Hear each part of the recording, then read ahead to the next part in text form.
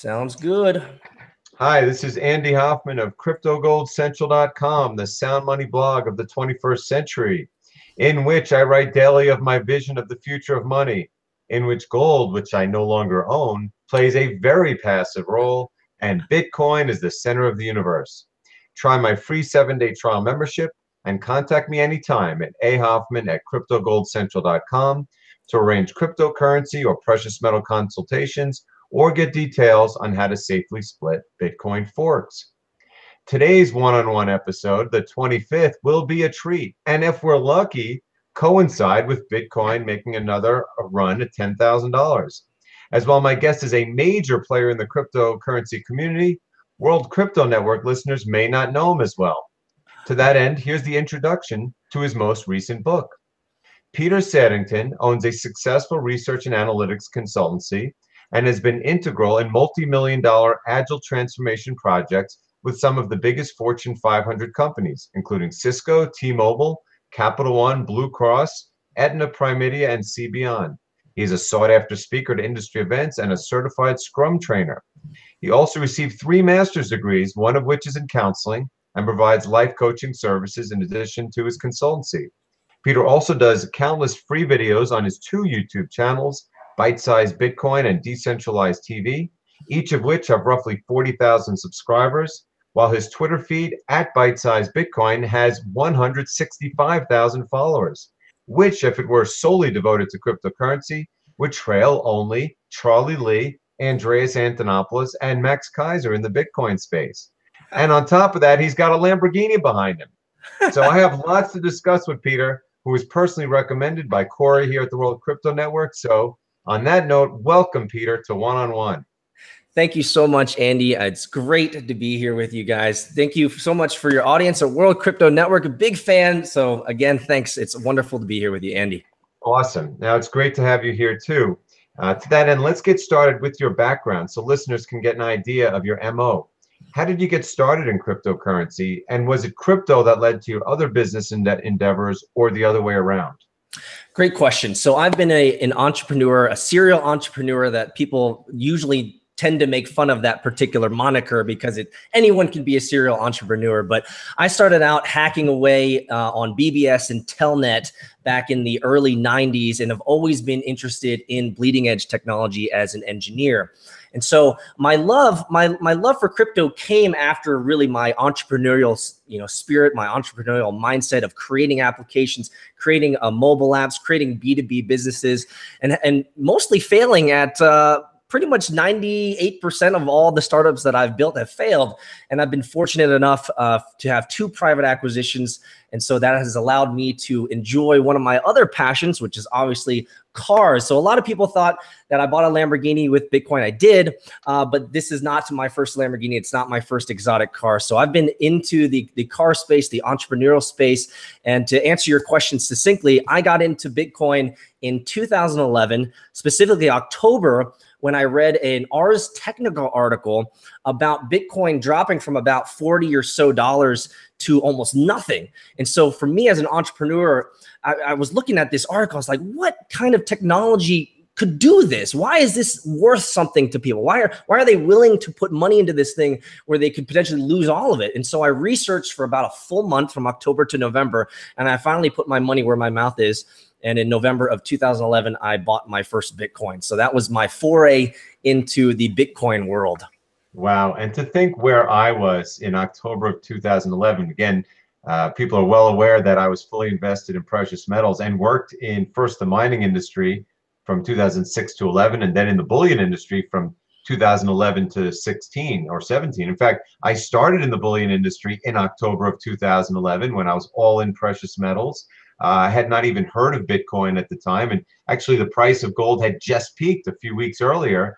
And so I spent the next 6 years on an uphill battle against the cartel and also the changing forces of money, because Bitcoin came around at that time too. And fortunately, I found Bitcoin in early 2016. And as a result, it's changed my life. Yours, it looks like, has changed a little more. But I think we're both going to be very happy going forward.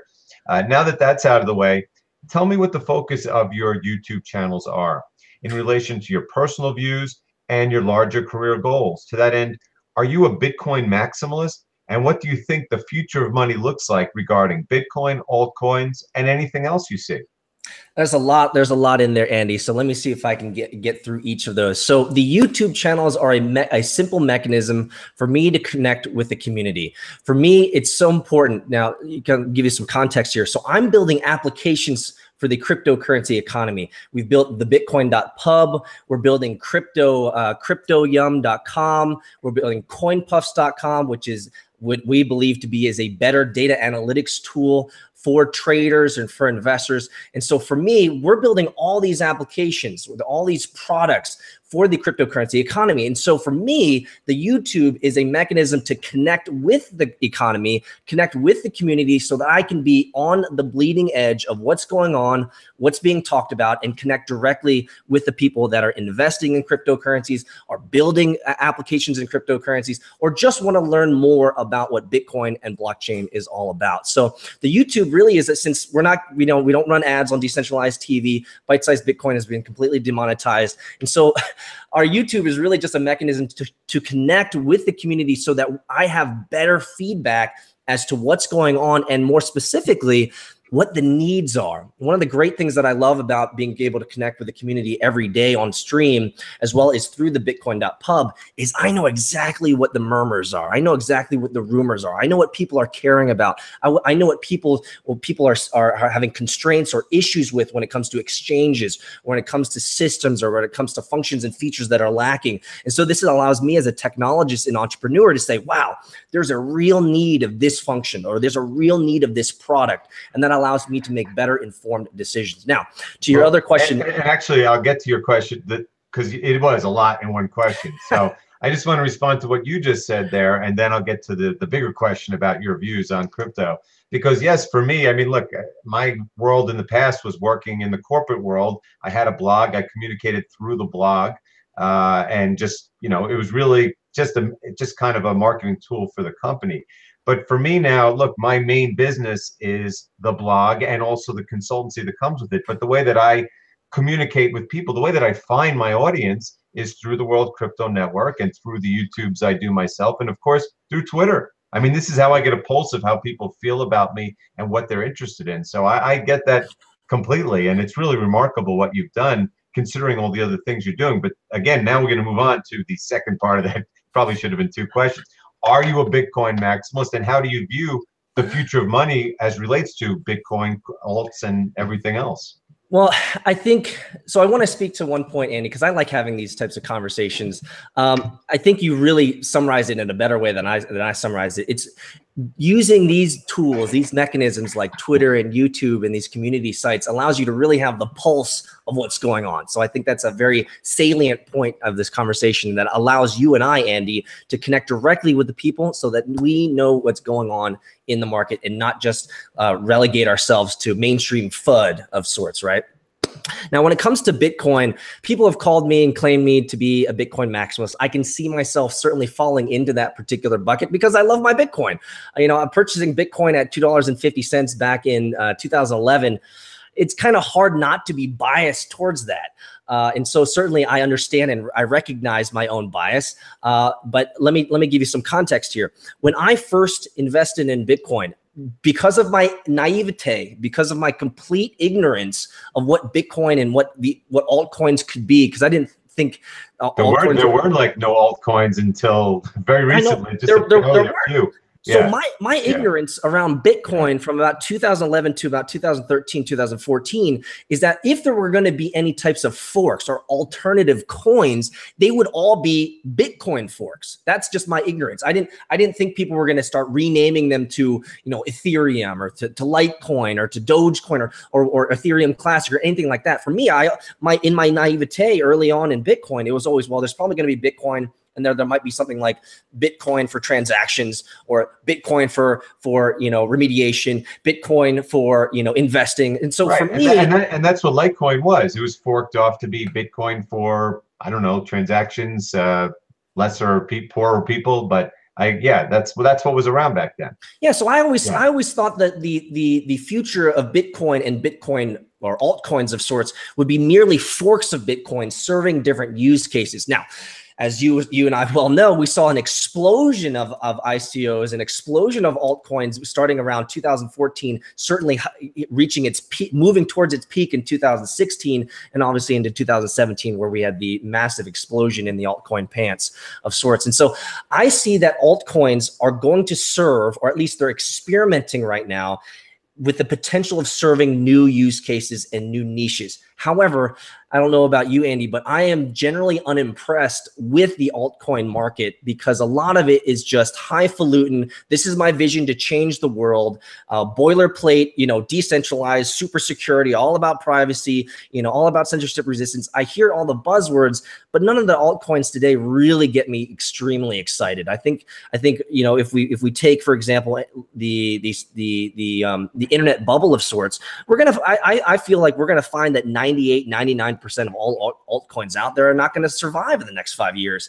And certainly I've seen a lot of altcoins die off since the 2014 till today period. A lot of coins that you and I have probably seen that are no longer around. So I don't expect a lot of the altcoins to survive. I think a few of them will, certainly, but Bitcoin is the only one that is statistically proven to survive the long winter. So that's where I put my trust in Bitcoin. Right. Well, in many ways, this is identical to the dot-coms. Again, I was a banker. Actually, I was a sell-side analyst on Wall Street, but I say banker with quotes around it because that was most of my job. The investment bankers, I worked in the oil field service sector. I did like Schlumberger and Halliburton. They would say, this is what we're doing. We're going to be taking this company public. We're going to be doing this merger. When you had the dot-com bubble, they said, you're going to write a report. It was called Bubba to Bubba, B2B, about like how the internet's going to be changed by oil, and we're going to try to make everyone go public at exorbitant valuations and fees. In fact, I think we were like 2 or 3 weeks away at the top of the bubble. And my report came out in February of 2000. It was March of 2000. We were about to take a company called Petroleum Place public for like a $2 or $3 billion valuation. Ooh. And the market crashed and it was worth zero.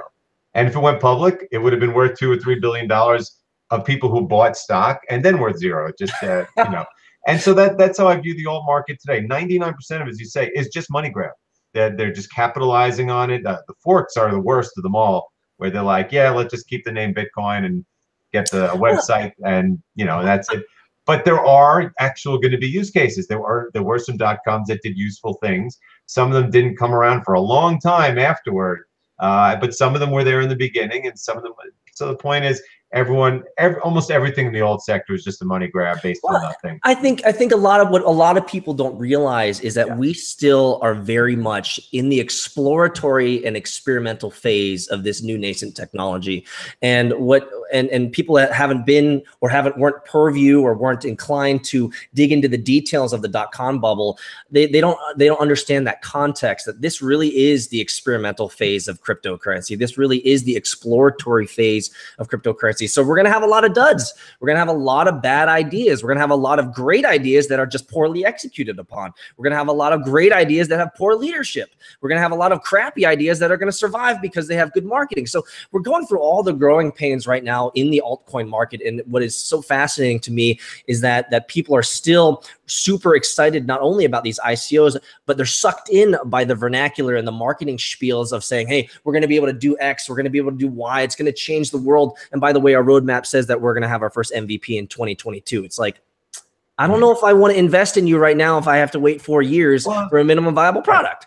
Yeah, I mean, basically, it'll settle out. We're in, as you say, the early speculative boom where everyone's just trying to do a money grab. In fact, the way I look at it, the forks already killed themselves. The Bitcoin diamonds and the B cashes and the B gold, that's done. Now you got to do other things. You got to do creative.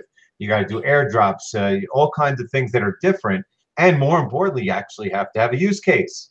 Right. You won't be able to when we have. Look, I think the next big run just started for Bitcoin. The sector is moving along with it, but you're gonna have to discern yourself a little more this time around. And if you want financing, there's going to be like I was reading about, there might be like a self-policing, decentralized way of people just kind of getting an idea of how things work. Everyone's not just going to be able to get money this time around. You're going to actually have to have good ideas, and people forget the regulators, just the internal regulators. So yes, phase 1 is over. Phase 2 is starting. So I agree with you on all fronts there. Now, let's talk about the cryptocurrency markets, broadly speaking. regarding what just occurred from the explosion to the crash to the current recovery in both Bitcoin and the alts. What are your thoughts? Was it simply a consolidation of a massive, perhaps frothy industry-wide surge?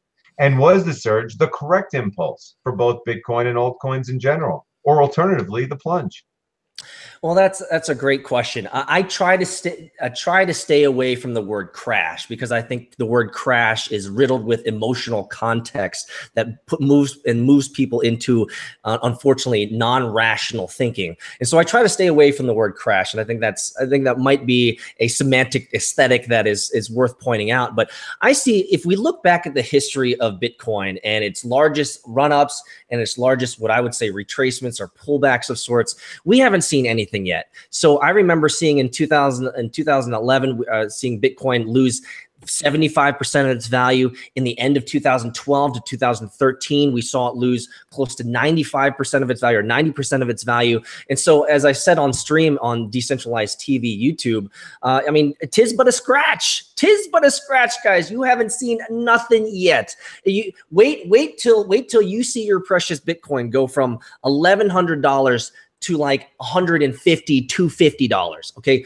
When we get that type of movement, then the weak hands are really going to be shaken out. So the way that I look at it, having gone through so many of these bull runs, so many of these pullbacks of sorts, we haven't seen anything yet. I think right now we're sitting at what, a 55% retracement from its high of sorts. It's like, is that a crash?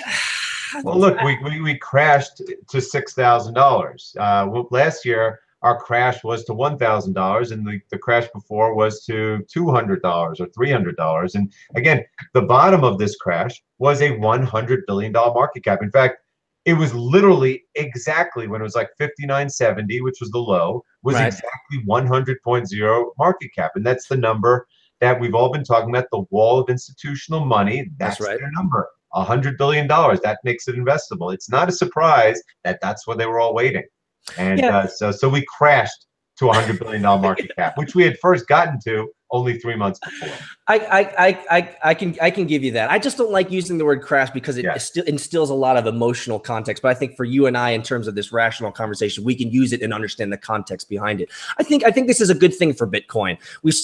And there's a lot of variables in play.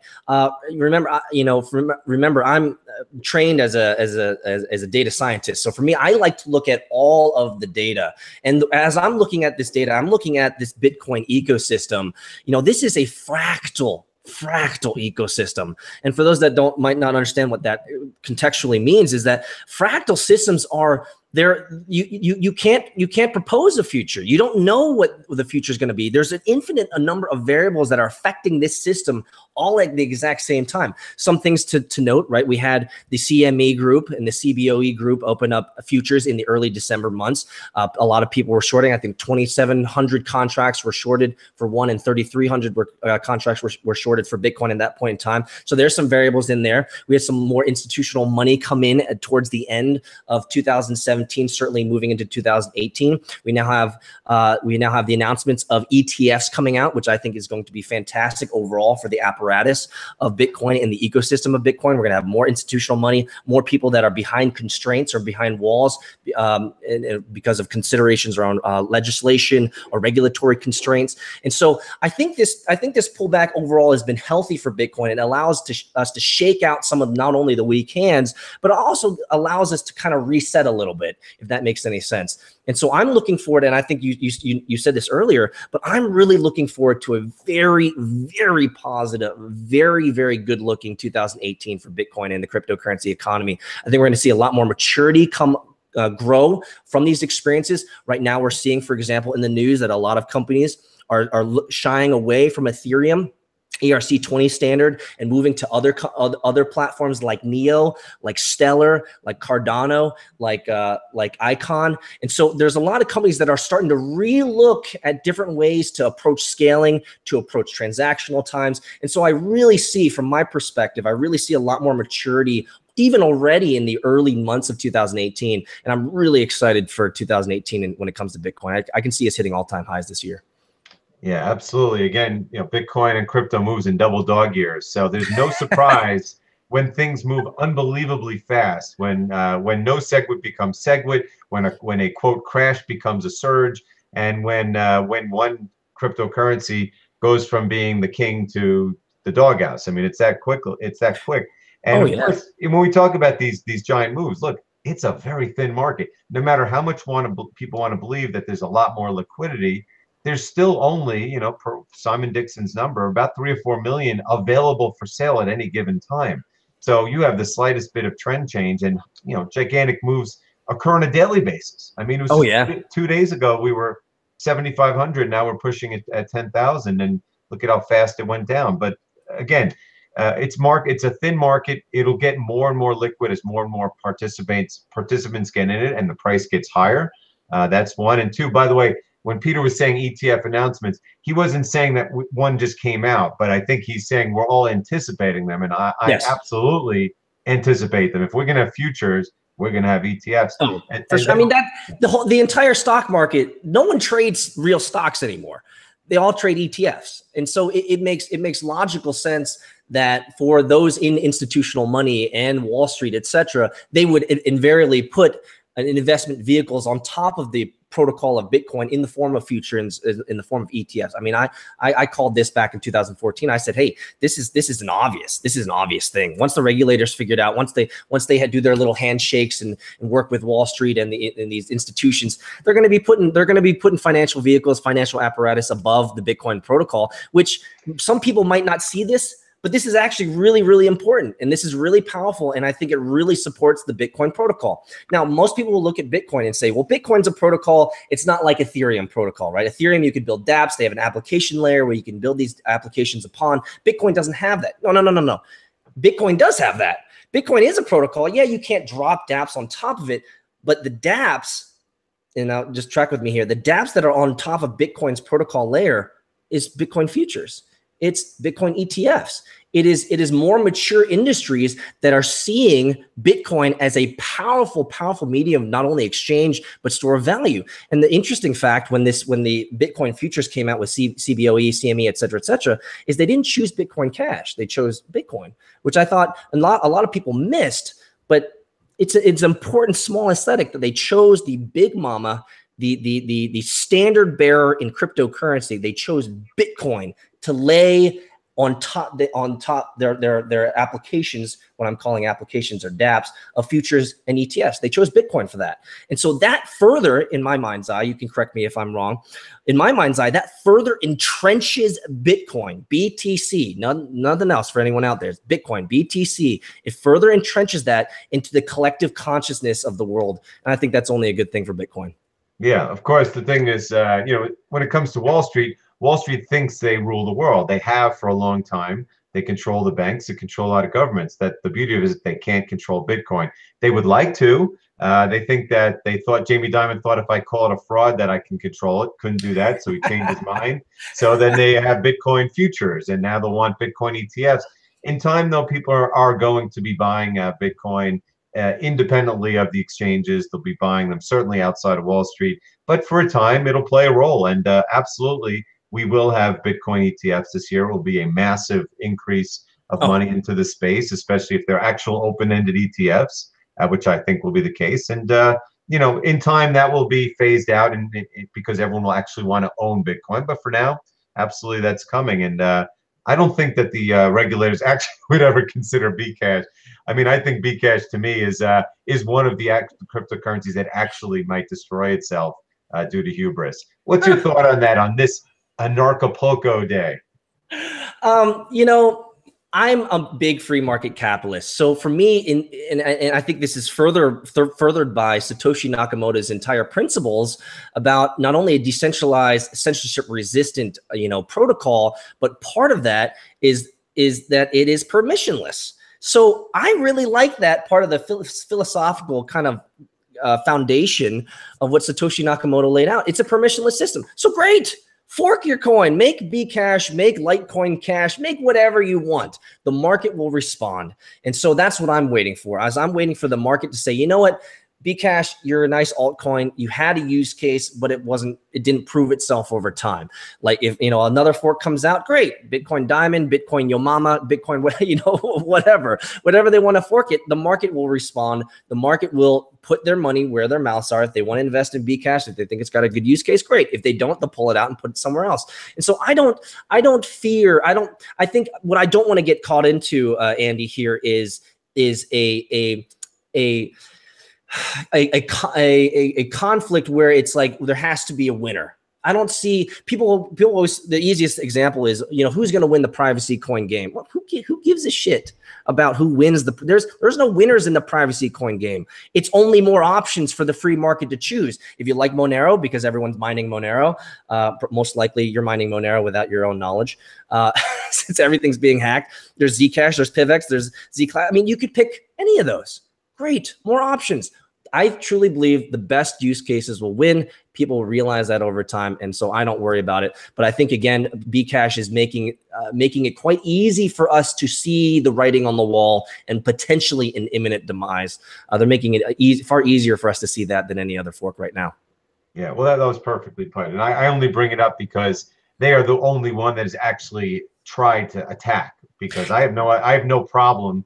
Yeah, I don't get that. That doesn't serve any purpose. It has hurt them. Yes, it has hurt them in a major way, and they don't realize it. But if you saw Roger Vere's latest interview, I forget who was he interviewing? Alex Jones. Alex, he completely did a disservice to millions of users and millions of viewers. I want to bring Bitcoin and blockchain technology to every corner of the globe. And so Roger Ver has station, he has position, he has influence, he has all of this. And so instead of making some type of war that muddies the waters for green newbies coming into crypto, he completely went into this. It's Bcash versus Bitcoin. It's like, it ruined the opportunity. So I thought that was a massive lost opportunity for the cryptocurrency economy as a whole. And it certainly shed a negative light on Roger Ver because it made him look like an ass. Yeah. Well, look, it's hubris. And what can you do? He's still going to be a wealthy man, but he really screwed up a major opportunity to be a very important and wealthy person, or wealthier person. But let's move on here. Next, I want to speak about your connection to both the crypto community and the mainstream corporate world, given your resume. Please tell us your observations of how, say, Fortune 500 companies and the less fortunate companies view how they view crypto at this point, and how do you expect them to react to its likely massive growth in the coming years? I believe in my heart of hearts, and you could probably resonate with this as well, Andy. I believe in my heart of heart two things. Number one, the future will be decentralized, period. Number two, the future will be run on blockchain. And so what I am seeing in the corporate setting is that more and more companies are looking to utilize blockchain, even if they don't know what the hell it is.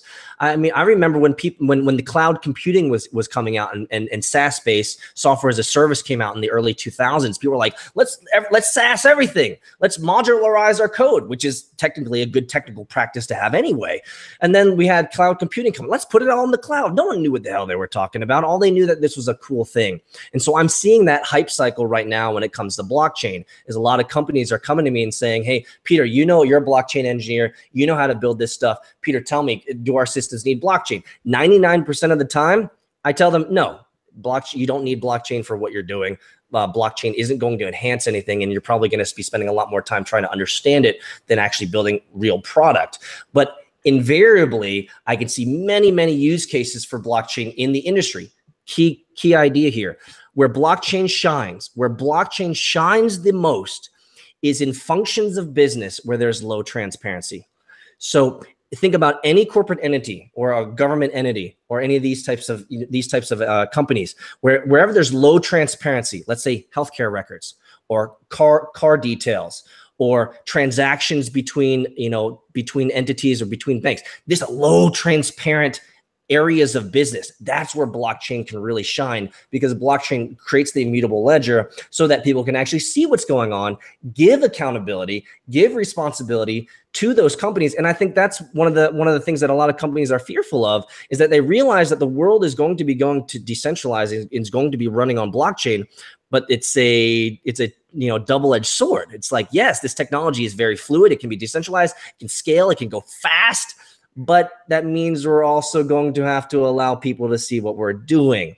And so it's going to be interesting to see how the corporate setting and the corporate world continues to mature in this area. I think blockchain is a cool name. It's a cool idea right now for a lot of companies, but I'm not quite sure if a lot of them know what the hell to do with it. And I think we're going to see a lot more maturity, a lot more growth in 2018 as people and as companies figure out what, I mean, JP Morgan is one of the best examples of that. Their oscillation, we've seen them obviously oscillate between Bitcoin's a fraud, Bitcoin's terrible, and then we find out they're hiring blockchain engineers, and then that we find out they're creating futures products on Bitcoin, and then so they're all just grasping at straws right now and trying to figure it out. But I think 2018 is going to be the shakedown where some companies will really figure out how to use blockchain successfully. Yeah, and that's exactly like the example of myself working in the oil field service sector at the time of the internet bubble. And everyone, and the bankers would have investors believe that every sector, is going to be wildly changed by the internet. But the fact is, yes, there are some efficiency improvements that the oil field sector had from the internet, but it's not going to have anywhere near the impact on, say, retail or banking or communications that it had. And so again, it's the whole thing we talk about. A lot of IPOs will be worthless, or ICOs, or altcoins. Well, for a lot of companies, blockchain is a non-event or a limited event, but for others, it's going to be a game changer. And fortunately, the biggest game changer is going to be in money and banking, which is what I and my listeners are mostly focused on. Well, yeah, I think we have to get down to really brass tacks here when it comes to, because a lot of people talk about how the financial institutions of the day are fearful of Bitcoin, or they fear cryptocurrency. I don't think 99% of people who say that know what the hell they're talking about. Let's get down to brass tacks. What is the fundamental cultural issue that banking and bankers at financial institutions are afraid of? You know what they're afraid of? And I'm sure you know this, Andy. What banking and financial institutions are afraid of is they are afraid of someone like you and someone like me being able to move massive amounts of money without a license, without education, without any certification, without any institution behind us. I, as a regular Joe Schmo in Atlanta, Georgia, can move hundreds of thousands of dollars without any constraints, without any rules, any regulations. And you say, well, Peter, fees. And so people might say, well, Peter, you're not moving $100,000. You're right. But guess what I can do? I can influence people to move money with me. I could say, hey, Andy, hey, you and I, let's get on a private Telegram chat. And Andy, you bring in your top 5, stock buddies, and I'll bring in my top 5 stock buddies. So there's 12 of us, and 12 of us together, we might be able to move 2 million, 3 million, just like that. What do you think we're doing on this call? We're convincing people don't use the banking system. And this look, at any time, any one of these videos could go viral. Maybe someone likes your shirt or your car or my background and go, look at this. And the next thing you know, 200,000 people are watching this, and some of them are going, maybe Bitcoin is a smarter idea than just sending my money around banks. That's the fundamental fear factor from all the research and all the kind of pragmatic experience that I've had in the Bitcoin world. That's the fundamental fear factor, is that a nobody like you and a nobody like me can literally move millions of dollars without any constraints to do so. I think that is, in some cases, I think that's even scary for me to kind of swallow. Yeah. Like, who the hell are these people? Who these random people moving money? Like, well, you're not licensed. It's like, that's right, neither am I. So why am I mad at this shiller, this pumper that's moving millions of dollars? I mean, yeah. Well, it's funny because at this point, I don't think I'm like Jamie Dimon. If there's one person who should be aware of this threat, I don't even think he really gets it yet. I think, he's part of the old guard, old in age and old in, status quo and, being ingrained into the power structure. And he doesn't really in his mind think that Bitcoin's a threat.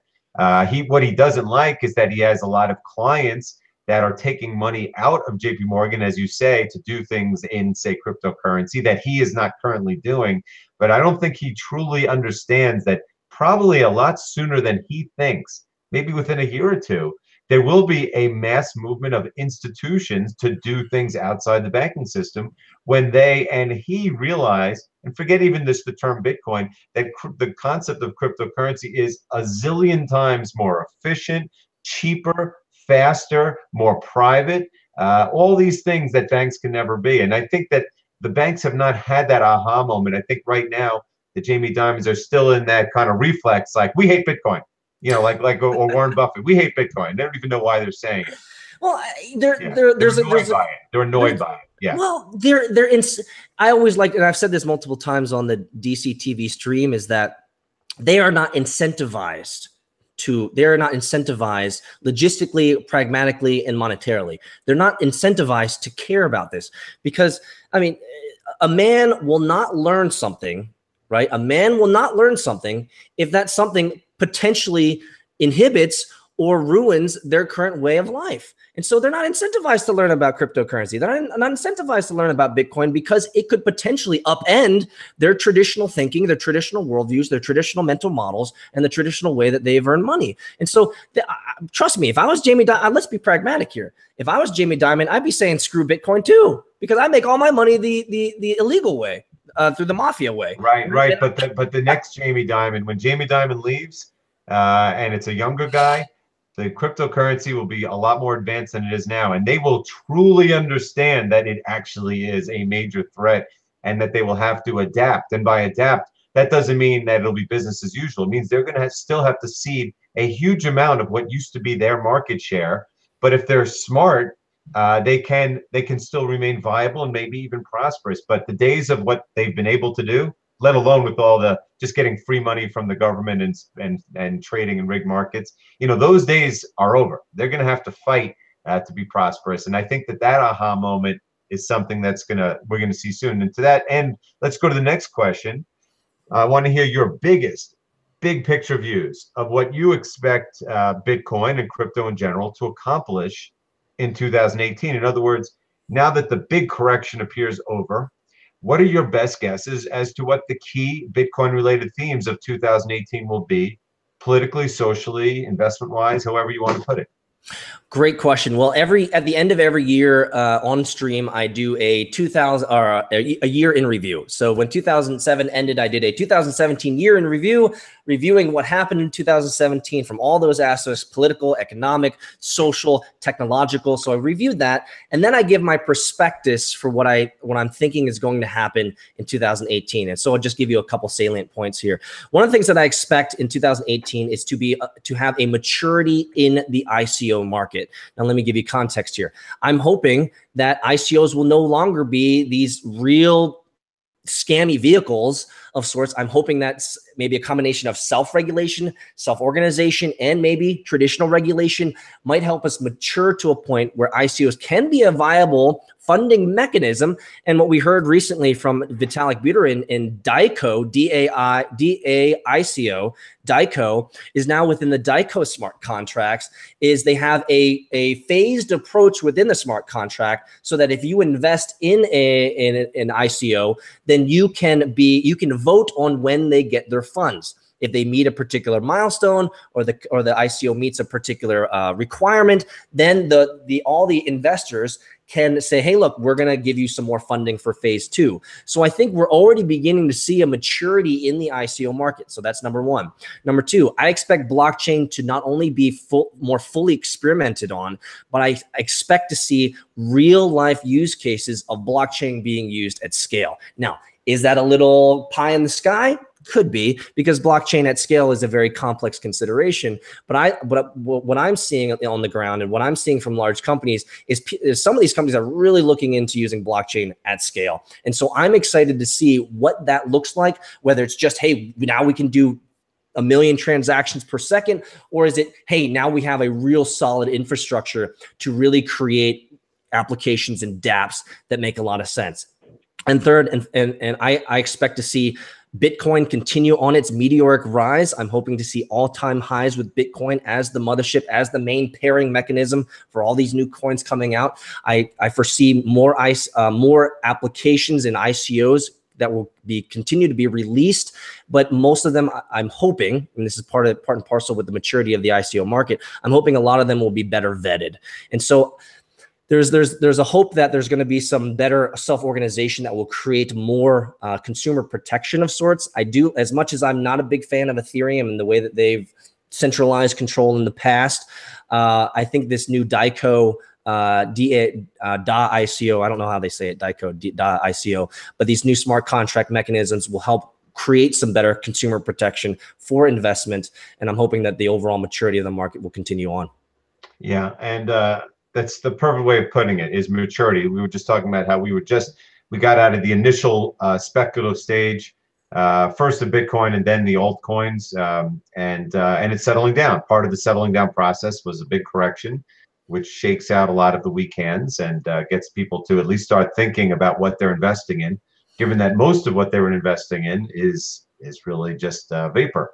And but more importantly, now that the institutions are involved, big institutions, and now that we have SegWit, so that we can layer on all these technologies and not spend all the time arguing about Lightning Network. Lightning Network. Yeah, the Lightning Network. That's my game changer of the year. Is what I think that by the end of this year, the network will be much faster and much cheaper than it started, and it's going to blow people away how fast that happened. But again, it's the point that now that we're not spending all of our time arguing over big blocks and worrying about if the network is going to be split, we now know that the network is immutable and it's now SegWit enabled so that all these things can get done. So that's my big thing that I expect. And then there's going to be, of course, 10 million other things that occur that I can't even dream of at this point. Well, we are living in, and you know this absolutely well, Andy, is we live in the tokenization world.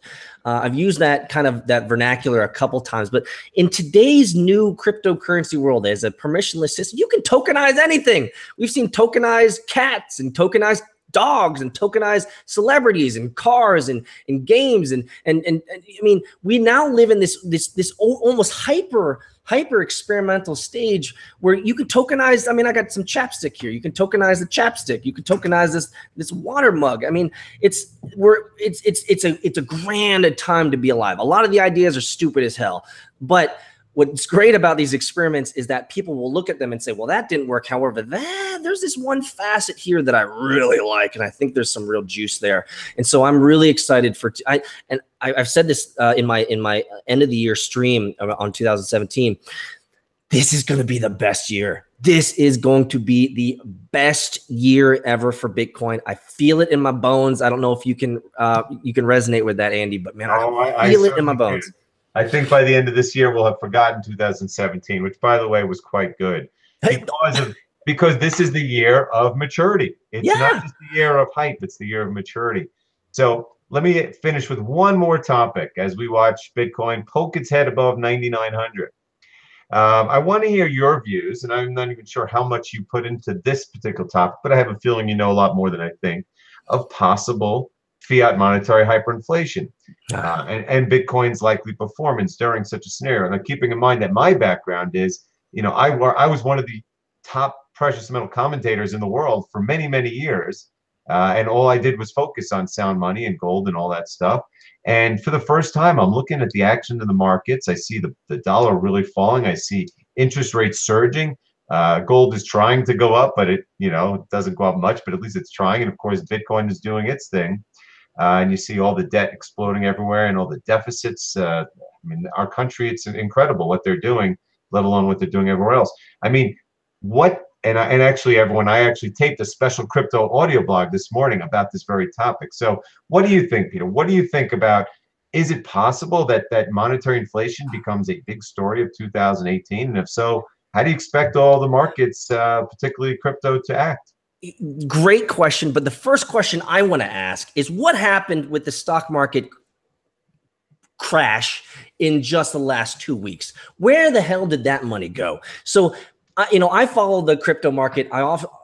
People don't know this, but I follow the traditional markets as well because I want to understand causality. I want to understand how the major markets, or the traditional markets, affect cryptocurrency. Now, in the past, I've been pretty dogmatic about the fact that Bitcoin is an entity that is non-correlatable in many ways to the traditional markets.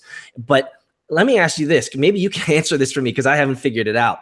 During this recent stock market crash, usually we see shuffling money around, right? And with what happened is, from what I can gather, is that the banks have figured out that they can no longer lend money to each other because they don't know if they're going to get that money back. And now whenever we have a crash like this, I'm not a licensed stockbroker or stock analyst, but from my experience, whenever we see something like this, we see the money start moving. But in this recent crash, I couldn't figure out where that money went. I don't know. It seemed like billions of dollars just disappeared. Usually we see it moved into other vehicles or other investment vehicles or these types of things. So given that I don't know where that money went, number one, let me answer your question. With hyperinflation, I have no idea. The American government, specifically the government that I'm under, unfortunately, they are so terrible at fiscal responsibility. They're so terrible at auditing books. They're so terrible at giving us transparency as to where this money is going. I have no stinking idea what's going to happen in 2018, but all I know is that all signs point to danger, danger, danger. I think we are getting closer and closer to the precipice. I'm hoping that we won't see a major crash in 2018. Obviously, I don't want people to lose their homes, lose whatever, because it's obviously a negative event to happen. But what I assume will happen, if we do have any major hyperinflation, major loss of value in the dollar, moving over to maybe, investors moving their money over to Russia or China or whatever, what I see is that cryptocurrency is going to be the big winner in that. And so it's kind of like, again, it's a double-edged sword equation. I want Bitcoin, I want cryptocurrency to thrive, but am I willing to say I'd love to see Bitcoin and cryptocurrency thrive at the death of a fiat system that is, we all know, brittle and broken, but does create some supportive apparatus or infrastructure for us to survive? So it really is a catch-22. I don't know if you probably have better insight into it than I do, but I tell you, with the way that the markets have been moving in 2016 to 2017 to 2018, I mean, we are more in debt now than we were at the 2008 crash. I mean, we're so much more over leveraged now. So I mean, when's the end? I don't know how these banks can do it. Yeah, well, that's the understatement of the century, because the national debt of the U.S. was $10 trillion in 2008, and it's $21 trillion now. Of course, you have to add about $5 trillion that's off balance sheet when they took Fannie Mae and Freddie Mac private. Then no one talks about that, and of course, there's all these derivatives and unfunded liabilities. It's a lot more than that. But the point is, the debt is growing because it's a Ponzi scheme, and the question is, how long can it go? Because people are jaded by the stock markets going up, up, up. Stock markets are going up because the government prints money and buys them. They're not telling you they do that. They've been telling you they've been doing that in bonds forever. I mean, the ECB probably owns half of the bonds in Europe now. Bank of Japan owns pretty much all of the Japanese government bonds. The Fed still owns a third or more, and that's them claiming that they're tightening, which they're not. And so again, it's a point people don't realize. When the markets or the stock markets held up, it masks a lot. But the fact is, it doesn't mask the debt growing, and it doesn't mask the loss in the purchasing power. And now when I see interest rates rising against the Fed, their better wishes, I mean, that's a big deal. The whole world is based on debt. And that's why I'm thinking that the markets, you see the stock market all of a sudden rocket back higher. Why would it rocket back higher unless it expected new rounds of QE and lowering interest rates? And that's exactly what I think is happening. You say, well, what will happen to the crypto sector? Now, of course, my base case is simply, look, Bitcoin is the new gold, and it's the new safe haven of everything, and there's very little of it. So, of course, it's going to do well. But the bigger question is, you're saying, what happens if we have a major crisis in general? And I remember someone once asked Andreas a few years ago, what would be the worst thing for Bitcoin? And he said a financial crisis, because that reduces the capital spending and reduces interest, and generally speaking, governments get defensive and stuff. And I would say that's the opposite. Now, if you're in to me, most altcoins are if they're not money grabs, if they are actually trying to do something, they're the equivalent of new age unregulated tech stocks. I mean, they are Oh yeah. very economically sensitive, but Bitcoin is not. Bitcoin is not a company. It doesn't have a industrial use that gets weakened. Its primary use is that it's money. It is what people would want during a crisis. And of course, because it's decentralized, it cannot be shut down. And the more governments like the Chinese try to shut it down, the more people want it. So again, I've fought against fiat currency in my whole career. I think it's the worst ill that the worst thing that mankind has done to itself in its history. And if we have to break some eggs to get an omelet, that's fine, because the world will be a better place with cryptocurrency in its place, and certainly with Bitcoin as its anchor. That's how I view it. I completely agree with you. I believe just as strongly as you believe that cryptocurrency really is the currency of the future. It's money 2.0. And you're probably well aware. I mean, if you follow Max Kaiser, you know Max Kaiser, he's been saying since 2012 that if Bitcoin can match the gold market cap, then we're looking at a $300,000-$400,000 per coin Bitcoin or something like that. So it's actually a lot more than that, because is it more than that now? Well, put it this way, the amount of gold that's been mined throughout history is it's worth about $7 or $8 trillion. You know, how much of it is available? That's not in temples or Indian wives' jewelry. That's true. But the point is, the market cap is $7 or $8 trillion. The market cap of Bitcoin is $150 billion. So, you know, you're talking, God, I can't even do the math right now because I'm so tired. What is that, like 100x from here? I mean, no, it's more like 50x. So maybe he's got the number right. Yeah, 50x times 10,000, half a million dollar. Half a million coin. Yeah, absolutely. So yeah, I mean, I have two targets right now. Me personally, I have a short-term target for Bitcoin, which is that it surpasses Apple's market cap, because I think it's more valuable to the future than Apple is. And the second one is I think it will be worth more than gold. I'm not saying that gold can't come down. It may pass it at a lower number. Maybe gold goes up and it passes at a higher number. I just think that ultimately Bitcoin has to be more valuable than Apple and gold. That's how I view it. Oh, I'm completely with you there. I think it's a matter of time, and I hope that everyone that's listening has strong hands, because it is a wild ride to get there. And so only I mean, you've been in the market long enough to know that. I mean, the life cycle of your average cryptocurrency enthusiast, I'm going to give you my numbers, but in my experience, the average cryptocurrency life cycle is about 6 weeks, and then they're gone, because they get in, they drink from a fire hose, they get hyped, they make some really shitty calls, they lose their ass, then they're like, screw this, and then they go through this disillusionment, and in a lot of ways they wash out. And so I know that for those that are listening on World Crypto Network, and for those on DCTV, guys, have strong hands, because a veteran like Andy can smile and say, yes, the ups and downs, 'tis but a scratch. But we're going to be seeing some amazing, amazing, amazing things in 2018. I cannot wait to see what emerges. Yes, I couldn't agree more. And on that, we're going to conclude today's podcast. This was just awesome. Peter, it's great to introduce you to our section of the crypto community, because you obviously, people who are listening don't realize there's a lot. It's not just the handful of people we look at. There's all kinds of people, and by the end of this year, I have a feeling there's going to be a lot more crypto communities, and hopefully there's a lot more cohesion between them, because we can all support each other. Look, people, go to Peter's Twitter at Bite Size Bitcoin. He has his 2 free YouTube channels, Bite Size Bitcoin and Decentralized TV. Please go there. As for me, try my 7-day free trial membership at CryptoGoldCentral.com. Email me at ahoffman@cryptogoldcentral.com. Talk about consultations, etc. Again, Peter, thanks so much. And to everybody, have a great crypto day. Peace. Thank you.